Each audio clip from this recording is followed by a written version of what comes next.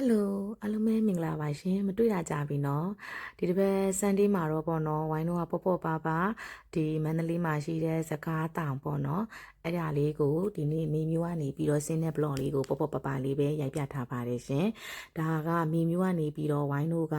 မန္တလေးကိုဆင်းပြီပေါ့နော်ဒါမေမျိုး6ထက်ကွေနားလေးမှာပေါ့နော်ရိုက်ထားတာပါဒီနေ့ကတော့လေဝိုင်းတို့ကခီးသွားခြင်းလေးတကြောင်ဖြစ်တဲ့အတွက်ပေါ့နော်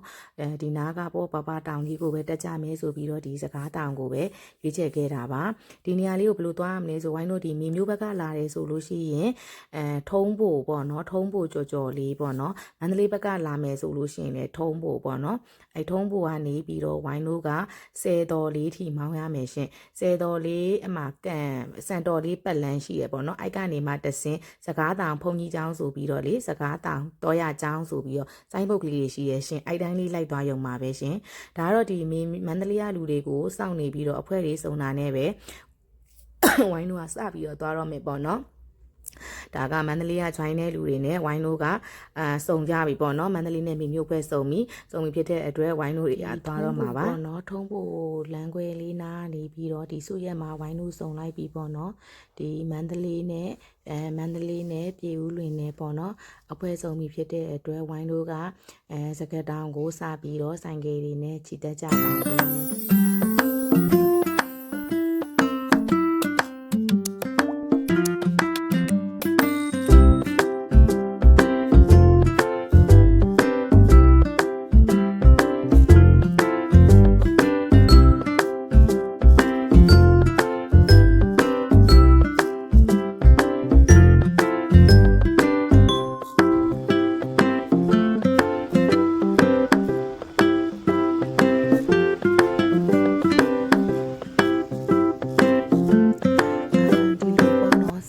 ကိုသူအဖွဲတွေနဲ့ဆိုင်ကယ်တွေနဲ့တပြောတပါးတဲ့သွားရတဲ့ခရီးစဉ်တွေကလေဒီဝိုင်းတို့လူငယ်ဘဝမှာပေါ့နော်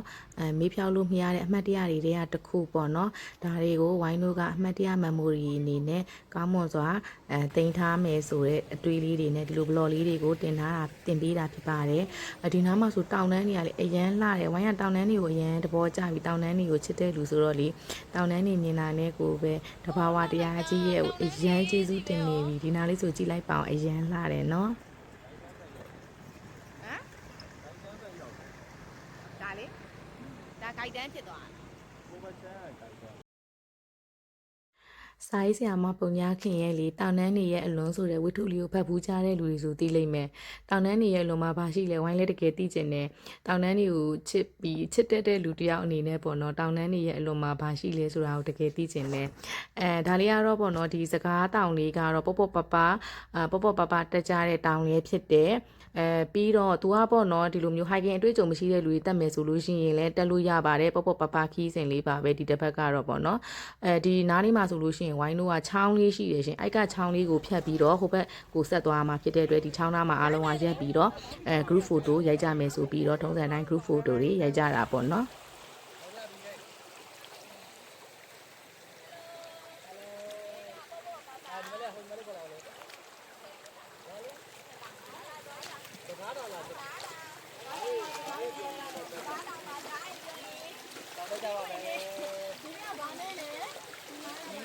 ဘာဆရာလဲ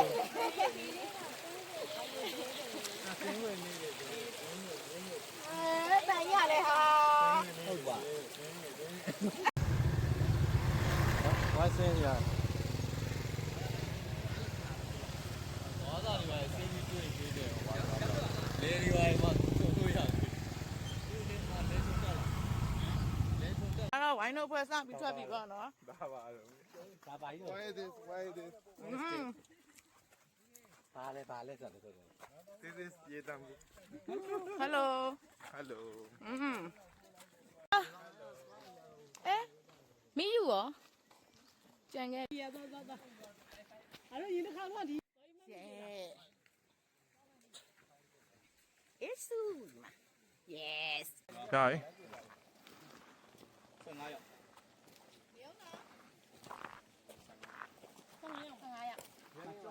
ပြည့်900ပေါင်းနဲ့6လိုက်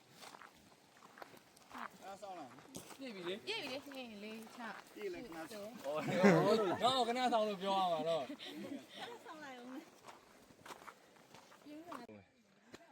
လမ်းခွဲကဒီမှာတဲလေးလေ အော်သိတယ် အေး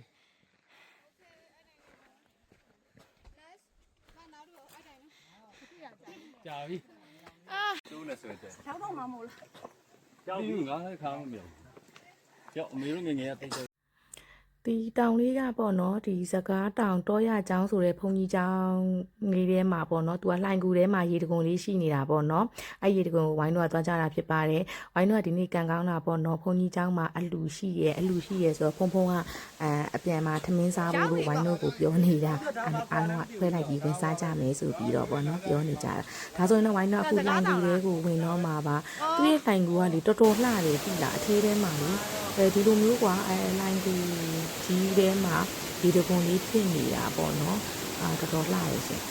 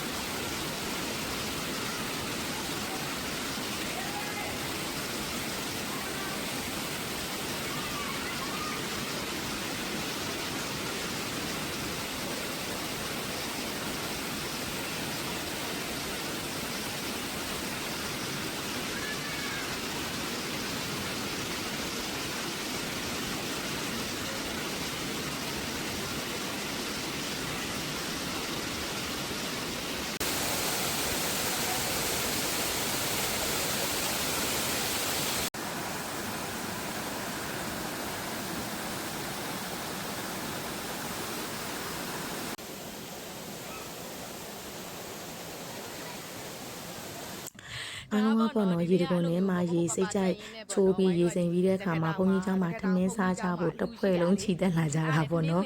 အာနာနာနဲ့ပဲအလူရှင်ဌာနမြအောင်ဆိုပြီးတော့စားပေးခဲ့ကြတယ်ပေါ့နော်အရင်ပြဟိုးကောင်းတဲ့ထမင်းအလူထမင်းဟင်းကနေရန်စားလို့ကောင်းပါတယ်ရှင် အိုးရှယ်ပဲဟုတ်ဒါလည်းဝိုင်းတို့ဖွဲရပဲပေါ့နော်အကိုတွေပေါ့နော်ဒါစကတောင်လာရင်းနဲ့ပေါ့နော်ဝင်ပြီးတော့ဒါစားကြမှာပေါ့နော်ဒါကတော့ဟိုမှာဥစောပုံးနေတာအကိုဒီပုံးနေတာဒါတော့သွားကြပြီပေါ့နော်ဟုတ်ဒါကတော့ကျမတို့ရဲ့ hiker group အဖွဲရတွေဘာလဲဇော်ကြီးစားနေပြီကြည်စမ်းတပွဲဝိုင်းဆက်လိုက်မလားဒီဘက်ဝိုင်းလာလေ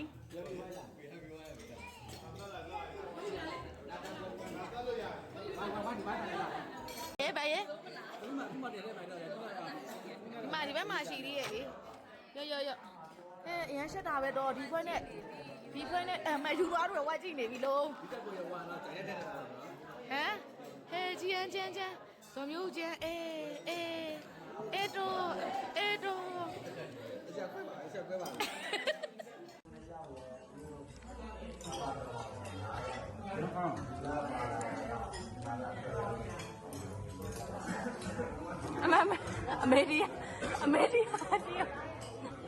အမေဒီ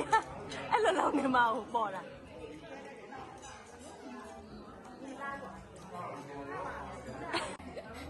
ဘယ်ရင်းနဲ့သမီးလာစားကြတာ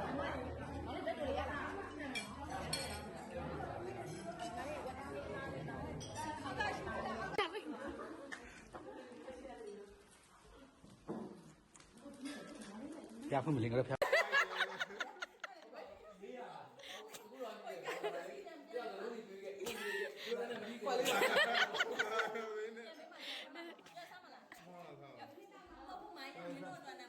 Hi လာအခုတလားတပ်ပေါ်ရိုက်မလားပြန်มาတော့မယ်ဘာစကားတောင်းနဲ့ပြန်มาတော့မယ်ခင်ဗျာ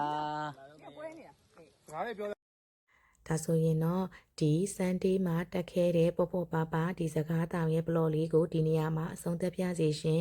အပတ်စဉ်စန်ဒေးတိုင်းမှာတောင်တန်းနေစီသွားတယ်ရေတခွန်နေစီကိုသွားတယ်ဝိုင်းတို့ရဲ့ဒီနေကြလာပါ group လေးနဲ့လာရောက်ပြီးတော့ join နိုင်ပါတယ်ရှင်ဝိုင်းတို့ group လေးနဲ့လာရောက် join မယ်ဆိုလို့ရှိရင်ဝိုင်းတို့ရဲ့ Facebook page တွေကတစင်တို့မဟုတ်ဒီ YouTube channel ကဝိုင်းရဲ့ comment လေးမှာလာပြီးတော့လည်းအသေးစိတ်စုံစမ်းမေးမြန်းနိုင်ပါတယ်ဝိုင်းတို့ကပေါ့နော်ဒီလိုမျိုးတောင်တန်းတဘာဝတရားကြီးတွေစီကိုအပတ်စဉ်သွားနိုင်အောင်လေးစူးစမ်းနေတယ်ပြီးတော့သွားနေကြတယ်ပေါ့နော်ဝိုင်းတို့နဲ့တူဒီတဘာဝတရားကြီးကပေးထားတဲ့အလှတရားတွေကိုအတူတူစီမျောခံစားခြင်းနဲ့ဆိုလို့ရှိရင်ဝိုင်းတို့နဲ့အတူတူလာရောက် join ဖို့လို့အတွက်ဝိုင်းတို့ကဖိတ်ခေါ်အပ်ပါတယ်ရှင်ဒါဆိုလို့ရှိရင်ဒီနေ့ရဲ့ဒီ blog လေးကိုဒီနေရာမှာပဲအဆုံးသတ်ရင်းနဲ့အားလုံးကိုနှုတ်ဆက်ပါရစေရှင်